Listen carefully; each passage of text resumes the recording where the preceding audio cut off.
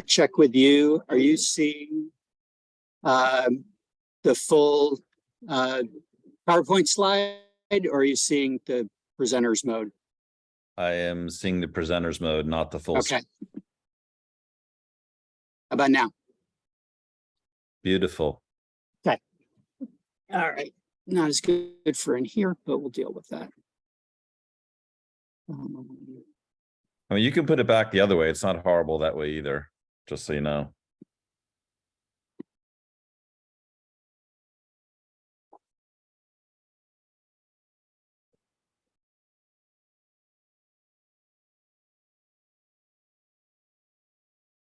I feel like I'm at work.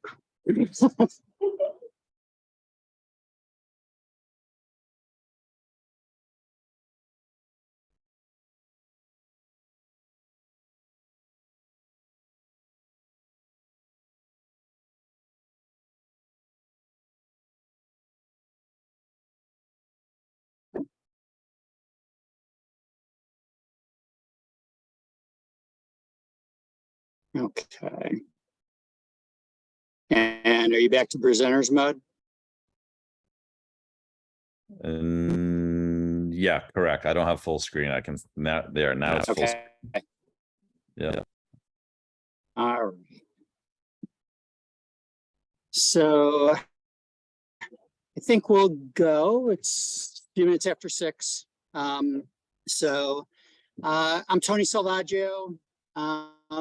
Been helping with the band program here for 4 years since my kiddos have been going to Costa. And thank you all for coming out tonight. I wanted to hold this and hold it separate from the alumni panel discussion, which happens in the fall, because I think with applying to music and performance programs, this next few months, if you're going into your senior year, you can really utilize these next few months effectively, and didn't want people to wish they had gotten started earlier, because quite honestly, we wish we had gotten started earlier when we started this process. This is just kind of a lessons learned session from my perspective and the people that I have on the panel here. I'll let them introduce themselves before we go through the charts, and then we can open up for question and answer after that. So, Kate, I guess I'll start with you. Yeah, I'll start. I'm Kate Kellen. I'm the choir director here at Costa and also at MBMS. And I was asked to speak on this panel because I feel like I've been applying to schools. This may be my first year not applying to school. I went to USC Thornton School of Music for my undergrad and double majored in choral music and law, history, and culture, and did some work towards a jazz minor. And then went to Queen's College, Cambridge for my master's in choral conducting, and then did my teaching credential at CSUN, where I was also involved in a cappella and music things. And yeah, that's why I'm here. Great, thanks.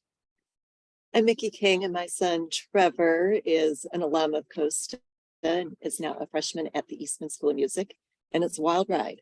It is. I'll go last. So I'm Luigi Salvaggio, and I'm committed to University of Washington, Seattle for music performance for percussion. And yeah, there's a lot of learned about college music through the audition process and application. Student at the Eastman School of Music in Rochester, New York. I am a trumpet performance major, and I just finished my freshman year. My name's Brody Smith. I'm going to Berkeley College of Music next year. I'm not sure what my major is going to be, but can't wait to find out. Awesome. Thanks, guys. As I said, I'm Tony. When Luigi and I started this process, we really didn't start until the beginning of senior year. Mickey was one of the first people I reached out to, because even just the start of the process was a little overwhelming. So I don't know if I ever really said thank you, but the information you provided and the guidance was invaluable. And it was a wild ride. So with that, we'll go through. We talked and we put together some information that I tried to convert into these charts that you're going to see. I can make the charts available to people as well. This is being recorded for others that can't attend tonight, or for those that want to go back to see it. And hopefully this helps some people through the process if that's what they choose to do. So thank you to all the booster organizations for supporting this and getting the word out. And here's our agenda. So we'll go through a little bit of an overview about applying, a page on why you can't start too early, some information about pre-auditions and auditions, and then a summary, and we can take questions from those in the room as well as those on Zoom. So it really is 3 times or more the process than other college applications. When most of your friends or their kiddos have completed their Common App or their school app, they're done. They put that in the books and they go on. With performance, it really is just getting started. So oftentimes the music department requires a separate app in addition to the regular app, or additional questions that have to be answered. Many require material to be recorded and uploaded. They'll call those pre-audition requirements. Many also require in-person auditions. Those typically fall between mid-January and mid-February. Some allow scheduling when submitting pre-audition material. Some do their scheduling later, and others you have to wait to actually be invited to audition. So every school is a little bit different in how they handle this. And the in-person audition always includes an interview, question and answer session as well. And that is something that you should also get prepared for, in addition to just the music part, the performance part of the process. So yeah, you can't start too early. Definitely start doing research now. College websites, even if they haven't updated their requirements for next year, you'll at least get a feel if you can find their 2023 application requirements for what the school requires, the type of information they're looking for, as I said, whether they're going to do pre-auditions or just auditions, or whether they require auditions at all. I'd like to interject. Please do. Generally, the repertoire doesn't change year to year. So you can probably start preparing some of it. And like, if you get it in the bag in the spring, you can set it aside till fall. Yeah, great point. And the other thing we found out pretty quickly is that the material varies greatly from school to school, in terms of both their pre-audition and audition requirements. Some are fairly basic, so others are more advanced. Some give you a lot of flexibility in what you're allowed to prepare. Others are pretty prescriptive. And so the more advanced requirements obviously may take more time to prepare, rehearse, get proficient at. I know in at least one case, we did not apply to a specific school because we didn't have the time, or more specifically, Luigi didn't have the time to actually prepare and get proficient to the point where he felt comfortable enough to submit the material and audition. So that's one of the reasons why you can't start early enough, because if you have your heart set on a particular school or schools, and those are something you should have started earlier, you don't want to look back and say, I wish I had known. Also, take the opportunity this summer to start building your music resume. That's often required in what schools are looking for. I know in some ways we got lucky, but it was a great resource. We used Mr. Carlson because we were looking for old programs of material that have been performed over the years. And through Carolyn's contact with Joel, he said, oh yeah, I got that all here. And he has lists going back and back and back. So he can provide that list of materials, at least for the concerts and events that was performed. Yeah, question on it?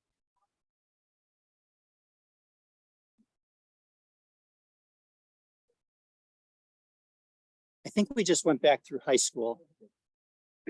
Yeah, I don't know if anybody had any different experience in that. Unless maybe you had a really significant piece in all state or not high school probably. Yeah, I included all honor choir pieces. Oh, okay. I mean, for choral music, we don't often do as many pieces per concert, so I want to bulk mine up a bit.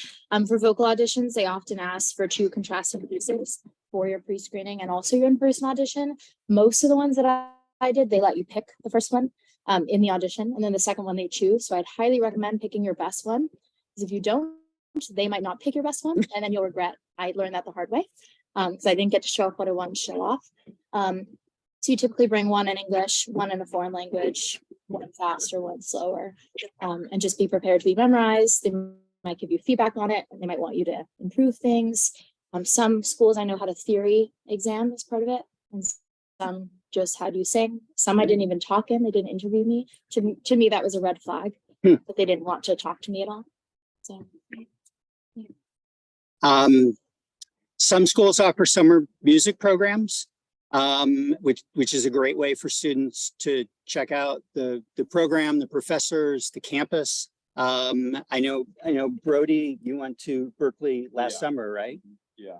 And Yeah. you even got to audition last summer. Yeah, they actually had like an audition at the camp for like an opportunity for all the students. And I think it kind of like gave me a leg up on everybody else, because I had a lot of friends who actually like didn't decide to audition for the school that summer, and they either didn't end up going or didn't end up getting into the school. So I think when the school gives you those kind of opportunities, you should definitely go for it, because like they're kind of like handing like enrollment into the school. Yep. Plus, you're there. You don't have to travel. You don't have to miss school. Yeah. There's huge advantages. Yep. Some schools and professors offer what they call demo lessons. So these are almost like practice auditions, you can think of it, where you can reach out to a professor. Some of them actively advertise it or promote it on their websites. Others you have to kind of initiate, and well, you always have to ask, but some may not be advertising it as much as others. But that's another way to get to know the professors, get to understand. You'll get feedback on your audition when you do that. We didn't do any, but I think you and Trevor did. Yeah. So another good opportunity to kind of give you exposure to the school and also check them out at the same time. And then some schools also allow observing and shadowing of their ensemble classes, which is another good way to kind of observe the school and see if it's a good fit, if it's kind of what you're looking for. So the absolute best recommendation I got from Mickey was to create a table or a spreadsheet because the different schools and the different requirements, the pre-auditions, the auditions, the deadlines, the dates, the essays, it very quickly becomes overwhelming to keep track of all of it. If you're applying to more than 1 or 2 schools. So there's some books and materials available. I'd be happy to share my own personal spreadsheet that we developed. I also recommend both of you work on the spreadsheet, parent and student, which will drive your student crazy, but you will notice a lot of music schools will have musicians or former graduates do the website, and they're not always great communicators. And so you can have 2 people read the same website and come up with totally different deadlines. Usually I was wrong, but anyway, I think it's good to double check because you don't want to get it wrong. Yeah, and hopefully they're getting over this, but we even noticed that some of the websites had what I'll call stale information, and it was real obvious because it was still COVID related. And so there were some schools that said they weren't doing auditions because of COVID. Well, we're kind of past that point, so ended up having to reach out and say, okay, are you doing auditions, or is it all pre-audition material? Or but yeah, we created an Excel spreadsheet and then put it into Google Docs, and any one of the family could access it at any time. Included links to the different music programs and the audition materials and things like that. So lots of different ways to do that. But like I said, I'm happy to share what we did if it helps somebody figure out what to do. Can I jump in about Yeah. that? And so my biggest thing that I think about when I apply to places is that I'm also auditioning them. So I shadowed when I went to USC at a few schools I was choosing between, and I shadowed a student who was a year above me doing the same major and did a double major in something non-music related, which is what I wanted to do.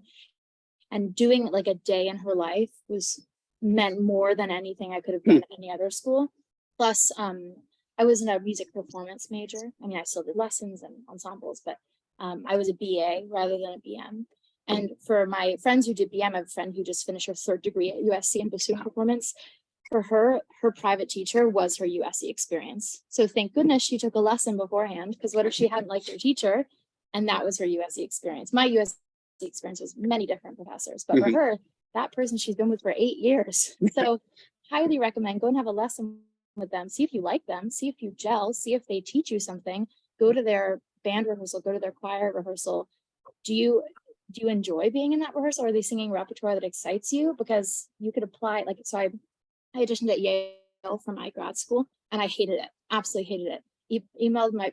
Texted my best friend and said, if I get in, do not let me go. Just weird vibes, didn't like it. My best friend went to Yale, love it for her, was not a good fit. So when I didn't get in, I was like, I didn't want them anyway. It didn't hurt. So you're auditioning them too, and you want to go there. You're spending a lot of time, a lot of money going to places. So make sure you like it and you gel with the people. Yeah. It's my biggest piece of advice. Okay. So more about pre-auditions and auditions. As early as possible, I'd say start working with someone, whether it's an instructor, a teacher, a coach, somebody you're comfortable with, and start the process of figuring out what material to perform. If you've done your research on different schools and see what they're requiring, you can then look and see whether the same piece can be used for multiple auditions or multiple pre-auditions. Do you require an accompanist? With percussion, we didn't have that issue, but I know others have. And so that's additional time. It's probably additional resources, i.e. money. And it's also additional coordination that has to be done, because if you're going to rehearse and record, you need to make sure the accompanist is available when you do that. And then you might not have that same accompanist when you go to the school. You may have somebody that they provide. And so that's a different part of the process that you have to be aware of as well. Figuring out how much rehearsal you're going to need, how much time, what space is available, and then how and where you'll make your recordings. I can say from my experience, they weren't judging the quality of the video as a movie or something like that, but it has to be high enough quality, both in video as well as audio, so that they get a good sense of your performance capabilities. And so you may take multiple takes and then decide between them. You may do that on the spot. You may do it once and then come back later and say, no, I want to retake that. And so there's quite a bit of coordination there that needs to happen. Also, as I said, most auditions happen between mid-January and mid-February. If you're applying to multiple schools and you're applying across the country, this gets to be a problem, because a lot of times they'll fall on top of one another. If you're doing any sort of winter activity, IDL as an example, or different choir activities, you're going to have to deconflict those activities as well. And so again, that's where the spreadsheet can come in handy, because you can start to lay those things out. But you may have to pick and choose where you go, when you go, and whether or not you choose to do in person or or a recording or live Zoom. And those options do exist with the schools. The last thing I'll say is that we found schools are willing to be flexible. Some say it right on their websites. If they don't, I'd still say reach out to them because they may be willing to schedule alternate dates based on the conflicts and the schedule that you're trying to keep. Don't be afraid to ask. I think at least our experience was we always found the schools very accommodating and high percentage of them very willing to work with us. They weren't there to play gotcha or, you know, if they got that far, they wanted you to be a part of their program. So I don't know if anybody has anything else to add. To that. I can think of a couple that will tell you to mail. I don't want to start it. But- Okay, And then you just decide how important that school is. to right. you. Right. No, it was really, but there's a, But but I'm wanting to do a lot of, even if I questions. got auditions, I do a lot of thinking. This is a Process. school that's worth paying, you know, Yeah. a lot of money to go visit. Like I, like couple of Syracuse was such a students good already place to went work and then rent a car and it all added up so much. And some school, I remember I went to one school and then went and was like, I don't like it. My dad was like, what? I was like, sorry, Dad. So now I've learned the hard way. Don't go visit it unless you know it's even worth visiting. So think about that. And also the lesson, I was just thinking something, a demo lesson, make sure your teacher that you've fallen in love with isn't going to move schools. I've heard of someone going to a school because they love this professor and then the professor's like, actually, so sorry, I'm actually relocating to this other school Or So- retiring. or retiring. That's- That's the hard Yeah. part. So just bear that in mind. Maybe just check in with them. And then leading to your next thing about interview, the more research you've done, you know, in my essays, I remember I said, you know, I met with this professor, I met with a student, I loved coming to this rehearsal. You know, I found it really inspiring. I talked about that in my interview and they were like, whoa, this kid has done her research. And they would probably choose someone who's done their research, who they know is more likely to come than some other person that they don't know if they're going to commit. So the more research that you can mention, the more personal connections, the better. You know, guys, anything to add about auditions and experience? No? Okay. Yeah, so part of the audition is the interview process as well. So you know, in this, you're having an opportunity to interview them as well, like Kate said earlier. So you know, they will ask you your questions. It may have to do with what motivates you or why you're what joy you get out of music or what you hope to accomplish with the degree. But you have an opportunity to ask them questions as well.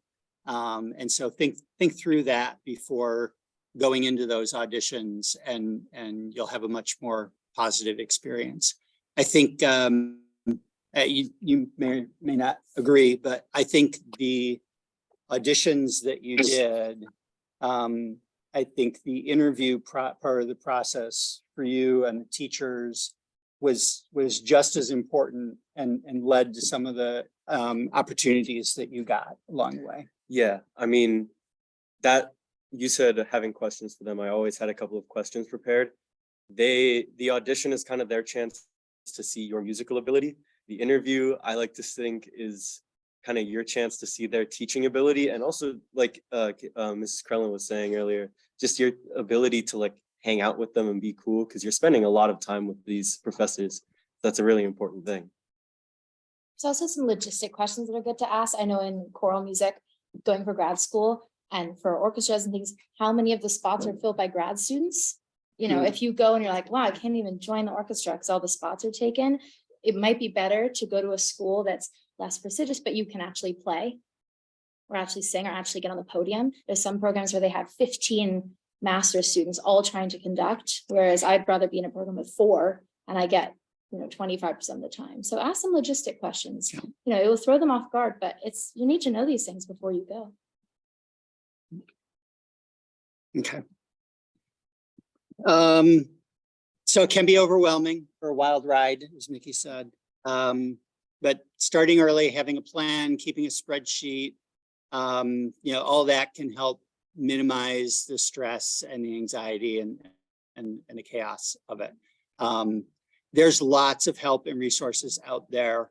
Costa teachers, private instructors, local musicians, college professors, they're all there and available. Find somebody or some people that you're comfortable with working through this process, and it can be a great benefit. There's also pay for support, counselors and advisors out there. This is not an endorsement of any of those. These are some people and programs that some of the people on this panel have exposure to, that at least are worth maybe consulting if you want to go that route. I think most, if not all of them, will have a free consultation session if you want to at least inquire about that and how they might be able to help. But the costs can vary significantly. So it's definitely a good idea to shop around. And as we mentioned earlier, there's a lot of books out there as well. Barnes and Noble or Amazon, if you Google, you can find books that can, help you through the process or go over some of this sort of information that we've tried to capture here. They might have sample spreadsheets to construct to keep track of everything. So that was about it. So if I know we handled a couple questions already, and for those in the room, if you have questions or if anybody online has questions, more than happy to tell us what we know or what we don't. I have a comment.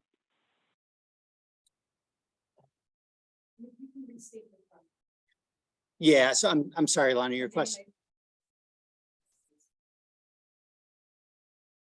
I had to do a little like boxes in the app, like not like a full essay, but like 500 words, 250 words. Yeah, I mean,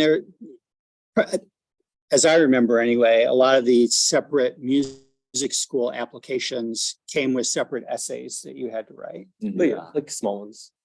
Yeah, for me, all of them were small except for one was like a full, like a few pages essay, but yeah, it wasn't too bad. Okay. Kathy, I think I heard there might be a question online. Somebody asked a question. That was me. Can you hear me? Where's the sound coming out of? I thought it was coming out of your computer. No, it's coming out of your projector. Oh, that's weird. There you go. Okay, what's the question online? Can you hear me? I can now. Okay, it's Deb. It was actually a comment. It's everyone that's been talking is actually going to a non-UC school, I think, but people should know that UC schools also have music programs and good ones. And there are a few seniors that are going, Max Hughes is going to Riverside and Dylan Williams is going to Irvine. So don't worry, don't think that you have to go out of state or you have to go private. There's UC schools. Yeah, actually, I think that's a really good point. We do tend to get really hung up on like the Juilliards out there. And there are some gems that you would be very surprised. Like one of the best trumpet professors in the US is at ASU. Like who knew? You go to Lynn University in Florida, it's tuition free for music majors. Rice University is also tuition free for music majors. So find out what professors you want to work with and work with your private teacher. They can have good suggestions. If you have like this musical hero, like you love the way Hilary Hahn plays, find out where she studied, apply there, find out who her classmates were. Maybe she's a professor now, or her classmates were professors. But yeah, don't get hung up on all the obvious choices. There are lots of great music programs out there.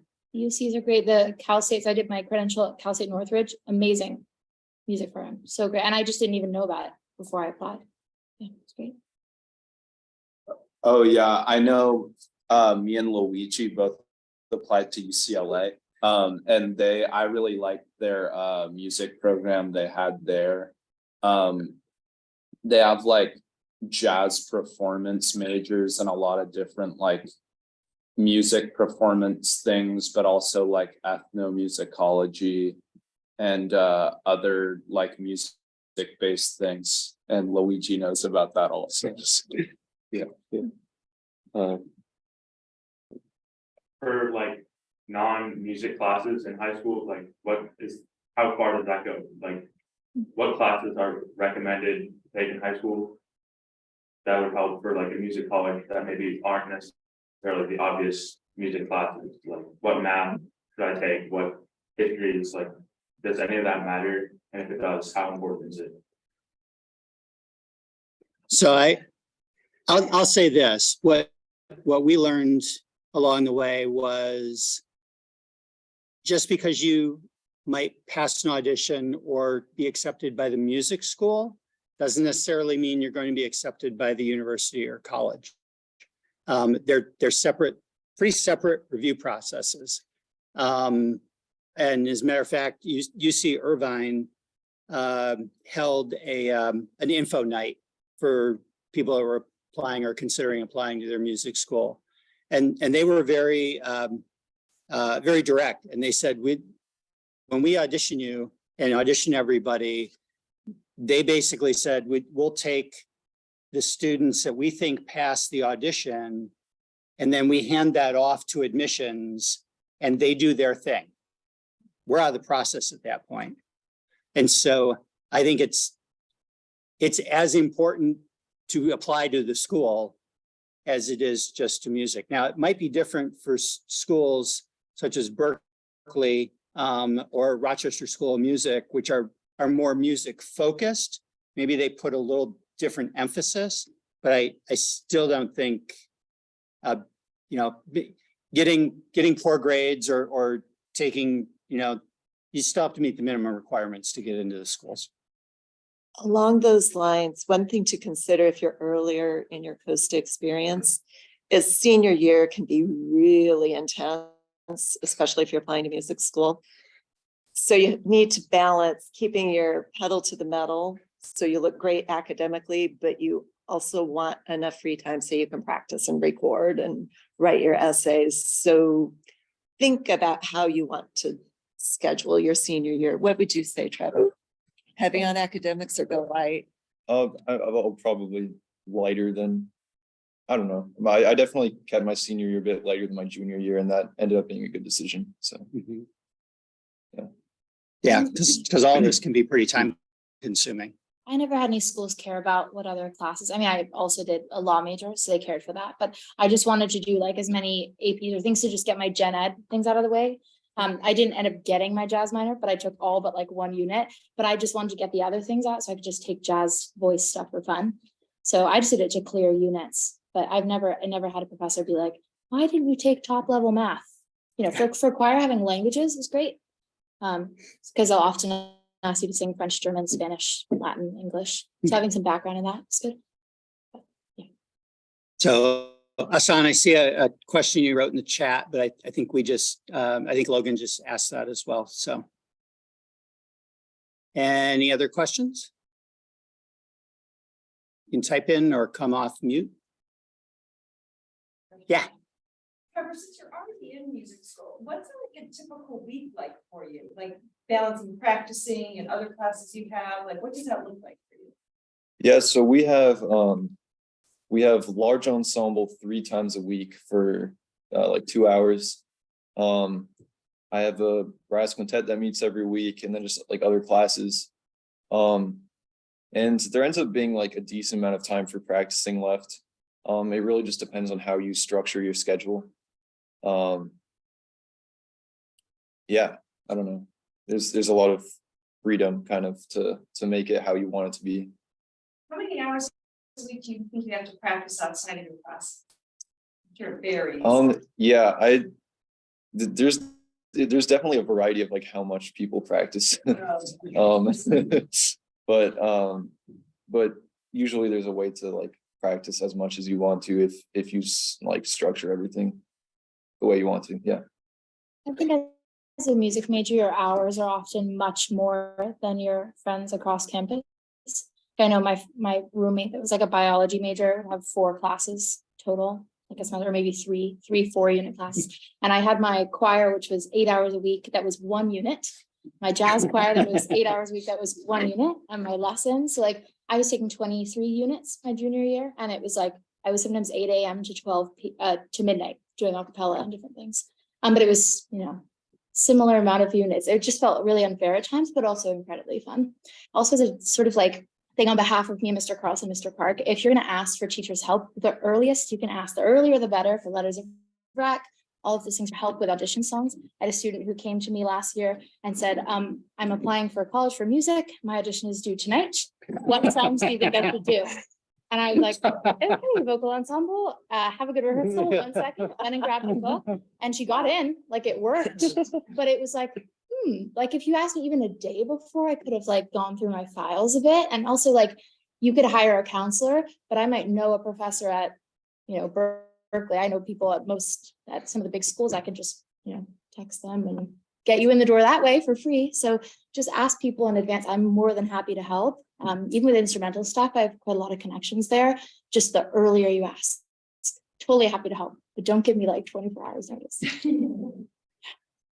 Trevor, following up on something that was said earlier, have you run into any issues where as an underclassman, you've been blocked or it's been harder to do something because of, upperclassmen or grad students? No, that hasn't been an issue for me. It does definitely vary from studio to studio, like what the balance of undergrad and grad students there is. But we have like 2 levels of ensembles, and they make sure that everyone gets a chance to play. And for some instruments, it's a little like they get rotated out a lot and they don't get put on a lot of pieces. But for trumpets, at least, I consistently have like a good amount of playing. Yeah. I have a question for the students. What advice would you give a junior right now to do for his college applications or not to do? Something that really helped you move yourself forward. Really it's just a matter of like just doing everything as soon as possible, because it only gets more stressful. And yeah, I don't know, just always be working on something at least. I guess, yeah. Check your audition requirements like now, print out all the music, make your decisions. If you need to, I met up with Kevin, we did that. But there were schools, like my dad mentioned earlier, that I started too late and I wouldn't be able to prepare it. And there was also specifically USC, where I definitely could have prepared the material, but all of the pieces for USC would only work for USC. And it wasn't worth the time commitment because I had so little time. So just like, I think there's a big benefit to printing out your music so you can like carry it around and have it in hand wherever you are. That really helped me actually start practicing it and getting it comfortable. Oh, and one more thing. I don't know if we like really talked about this yet, but I think probably one of the most like valuable pieces of advice that like my music teachers like outside of school told me is going into the audition, like your actual like live audition, don't expect to like play your whole piece that you practiced all the way through. And also don't be offended if they stop you like in the middle, because I feel like going into that, if I hadn't known that would have really like messed me up in my live audition, like mentally. But yeah, just kind of going into the audition with like kind of just like with like a poker face on and like being kind of tough, because you don't know like who's gonna be like interviewing you, like if they're nice. Because I know like for UCLA, when I did my like live audition thing, they kind of had like a good cop, bad cop thing going on with like the people like interviewing it, and you could kind of tell. But yeah, that was, yeah. I mean, yeah, all the people I did live auditions with, except maybe UCLA, were really nice and like wanted me to succeed, were happy for me to be there. So it's always a good vibe, but it's still super, super nerve-wracking. Yeah, it definitely also just varies from school to school. For some, or just, I don't know. But like the first school that I auditioned, like it was just like, it was like a pretty long audition, and it was just like really chill, just like kind of just like a conversation with just like a few things he had me play. But one of my other auditions was like just like 4 trumpet players, and they were like completely silent when I walked into the room, and it just like pictures. And then I had to play that, and like, yeah, and then at the end, just like a quiet thank you. And yeah, so that was a lot more stressful, and so just be ready for anything. Like once you do one audition, that doesn't mean all the other auditions will be the same as that. Well, I think that really tense audition, they also put all the candidates in the same room to warm up together, Oh yeah, that's which is just cruel. Although it's a small music world and you knew a couple people at yeah. least, so, but still, that's just mean. I just remembered one thing with the pre-auditions. I had a school that I sent my pre-screenings in, and they responded and they were like, congratulations, you're in. And I was like, this is awesome. It was my first school. I wasn't actually planning on going there, but it was just so great. I was in college. And then I'd made my decision. I committed to another school, and they emailed me saying, actually, we weren't able to open your pre-screening. We've rescinded your acceptance. And I was like, whoa. And I sent a YouTube link, Google Drive, Dropbox, every single, like probably 25 formats. And I was like, well, thank goodness I wasn't going to that school. Wow. But I would definitely confirm that they've like received all of your materials, because it would be so bad if that was my only option, or if that was my dream school, just to check that they've even received your materials. It was really, so I warned most people about that. Like, just check that they've got your things and that they can open them. So I would hate to get that rejection. That's the reason why you don't get in. Yeah. So. We have a question from Mike Roll. Says, seems most of the discussion here is performance-based music programs. Can you contrast with BA music major type programs? I don't know if any of us can comment on that. Okay. Yeah. I was a BA choral music. My degree has actually now switched to BM. So the people after me are BM, but I'm really thankful I was BA because I could double major. If it was BM, then my other degree would be a BA, and I wouldn't have been able, I would have had to take on an extra year, which I didn't want to do. So for me, a BA required more writing and less performance. So I didn't have to take certain, like there was a sort of one other performance class. I didn't have to do a recital, which was really good. I had to do juries. Juries are where you go and sing your pieces or play your pieces for a board of professors. It's like the final. It can be a little intimidating. So there's just certain switches, but for me, being able to do music and a non-music subject was incredibly important, which is why I didn't go the conservatory route. And so I found it really advantageous, but for some people who are wanting to become professional musicians, that's a really good route for them. But for me, I wanted something a little different. Okay. Question from Asan. Can you tell us how many schools did everyone apply to and how many were accepted? I think maybe the number applied to. I think that's kind of a loaded question. Brody, how many do you think you applied to? I applied to 3. I applied to 7.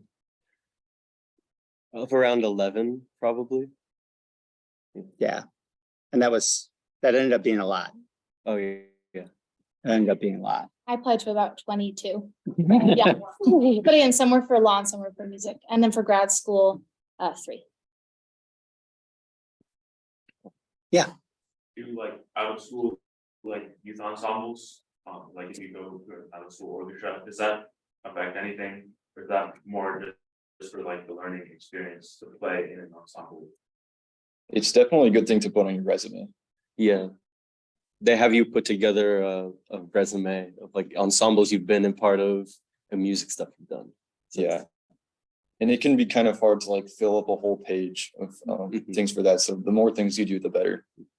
there's also on those usually a little section for like, oh, any professor contact information or teacher contact information. So if you get the directors of those orchestras or private teachers like that stuff, absolutely put those there.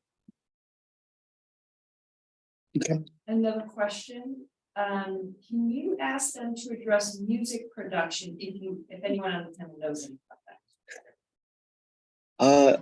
I know it's a very slight thing because I never saw any production major like options when you click on the little drop down menu.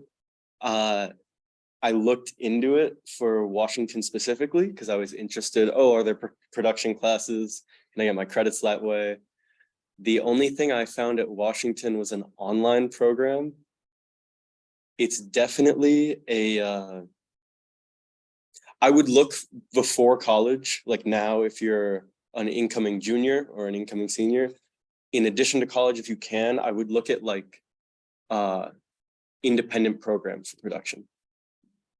I know actually like one of my friends actually applied to like, he was like set on production, like he wanted to be a producer, and I think he applied to like USC was like one of his top choices for production, because I think they have a really good production school. And then when I did the camp at Berkeley, one of the classes I took was actually like an introduction to like studio recording and stuff, and they actually have like studios in Berkeley for like recording. And some of my friends at Berkeley were like into like EDM and like production, and that's like all they did. They didn't play an instrument. So Berkeley has like a lot of stuff for that. Yeah. I think if you're interested in more contemporary music, find a school like a Berkeley that has really great contemporary. They have like music industry, music production, pop performance, jazz. So like for me because I love acapella and jazz. And so for me, having a school that had all three was really important. For some schools are like, we are solely jazz, we are solely pop. So I think for the production question, finding a school like a Berkeley would be a great option. I don't really know like what the application process is for production. That I don't know about, but find a school that has a lot of opportunities for popular music. That would be my recommendation. Do any of you guys have like a backup major or something? Like if music doesn't work out, are you taking other classes or trying to do something else, or is it just music? Oh, well, I'd already done my first year, and at first I came in as just a trumpet performance major, still I am, but I did apply to become dual degree for audio and music engineering. I don't know if I'm actually doing that yet, but yeah. I know, I actually know like somebody who graduated from UCLA when they didn't have like a jazz like performance option, and he did like ethnomusicology, which like sounds like really insane, but it's like kind of just like music history. But he had to do like a senior recital or whatever, where he had to like write some of his own music and like prepare for that. And I kind of thought about that if I only wanted to go to UCLA. I know other schools like USC also have like ethnomusicology for like if you want to do that, which isn't like as performance intensive, but like it's kind of involved with music. Yeah, I think it's important, back to that, first step, doing your research, is to see what programs the schools offer. And I'd say don't just take it at face value, but actually start to drill down a little bit to see what the requirements are, or, because the way one school defines a major may not be the same as another school. Maybe the performance opportunities are different. Maybe they have different facilities available at the different schools. That can vary widely. So it helps to kind of go past the front page and drill down a little bit. I would think you could even, reach out to professors, or if you know people that are already there, or alumni that have graduated from there in that major, and may be able to, get some of that behind the curtain look that you wouldn't necessarily from the first page of a website. In terms of double majoring, it's good for back. That's why I added my laws of backup, because I was like, going into music solely seemed really scary. And so I was like, well, at least I'll go to a school where I can do both. So I was only choral music for the first year. And then partway through my first year, I went to my counselor and I said, I would like to do something else. Can you advise me? And so he got me in touch with a counselor that was in the School of Arts and Sciences. And so at least I had someone I could talk to about that. And then once we knew I was sort of hoping to veer off in that direction, he helped me find GEs that actually started to work towards another major. And so it was good to start thinking about that. If you're going to take your GEs, at least double up. And then some schools, I feel like I'm talking about USC so much, but I was like a Thornton ambassador. So I love USC. And so they actually had this thing where if you had diverse interests, they would give you free units. So that's why I was able to take like up to 8 free units. And then I ended up getting a pretty significant scholarship when I graduated because they like celebrating people who did multiple different things. But it was nice working with the counselors and being like, let's be as efficient as possible. And that left me room to just do jazz for fun. So that's my other thing, take classes, take like a choral class, take a jazz class, take something that has nothing to do with your major that's purely fun. They have ensembles for non-majors. For those of you who don't want to do a music major, but still want to keep high quality music in your life. I know Xavier's in an a cappella group now, but wasn't involved in choir. Like that's something that people do a lot. There's totally great ways to keep high quality music in your life without committing to a major. Because I know it's really scary. I still feel like, oh my gosh, I went into music and I don't have a job, but you know, it can be scary. Kathy, you see any more questions? Any more questions from the Zoom crew?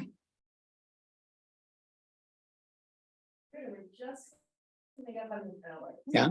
Anybody, any other questions from in the room? No? Any last comments from anybody on the panel? Words of wisdom, advice? Start early would be the biggest. Yeah. And then it's, yeah, like if you could come up with your college application list this spring before your senior year, that's ideal. So you can put together your repertoire list. And then my other comments just kind of about being in music in general. The music world's very small. And so be nice to everybody because you don't know where they're going to pop up again. And also your network is going to be as important as your talent. So maybe be a little more outgoing than you normally feel. So that's just life advice. Be in on music. time. On time's good. Half the gigs I've gotten in my life, professional singing gigs, are because I responded to the email quickly and because I showed up on time. And I'm generally a nice person, you know, so that I think goes a long way. And yeah, you have no idea if you have a professor that you had a bad audition with might show up at your school or yeah, that's good. Don't burn any bridges. Yeah, and just following up on that, like I would say for the students, anything you're doing, not to stress you out even more, but it's probably part of the audition or the interview. Showing up on time versus showing up late, or not responding to an email, or doing something asking for that reschedule at the last minute that maybe was avoidable. All those things, whether they mean to or not, they are probably going to consider when they're evaluating you, not necessarily your musical performance ability, but you as a student to be in their program at their university. So yeah, don't piss people off, but be considerate and responsive, because you never know when you do something, how that's going to come across. It might impress somebody or might conversely turn them off. And maybe you end up in the waitlist pile or the reject pile as opposed to the accept pile. And if they give you feedback, be receptive to it. I'm still really hard on myself about performance. And remember going into these auditions, I remember I came out of my USC audition and sobbed. I was like, I didn't get in. It sucked. But then I realized that they were looking for potential, right? They don't want perfect people going to school because they can't teach them anything. And you're going to school to learn. So it's totally fine to make mistakes. And it's even better if you make a mistake, they give you some feedback and you fix it. They want to show, to see people that can have potential and can make progress. So if they give you feedback, even if you're like, this is completely the opposite of what Mr. Carlson's told me, just go with it. Just like, be like, okay, great.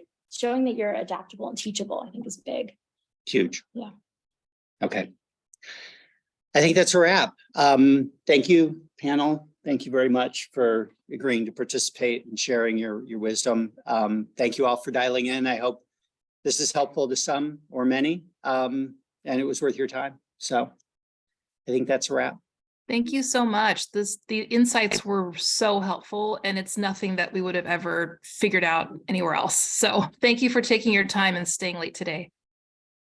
Thank you. You're welcome. My pleasure. Like I said, I initiated this because I knew I got a little bit of help from Mickey, and I knew we probably started the process later than we should have, although in the end, we've ended up in a very good place and couldn't be more pleased with how it worked out. Yeah, the earlier you can start and the more knowledge you can go into it with, the better off you're going to be. So hopefully sharing some of this with people will be helpful. And we're all available for questions or Oh, coffee absolutely. anytime. I just volunteered you, No, sorry. as long as it's And I like know now, the students would then be. yeah. Okay. Yeah, and I'll get your presentation and I'll put them on a Google Drive and then I'll send you the links to Kate's and share your posts and. Yeah, we'll get it out. Okay. Thank you. Yay.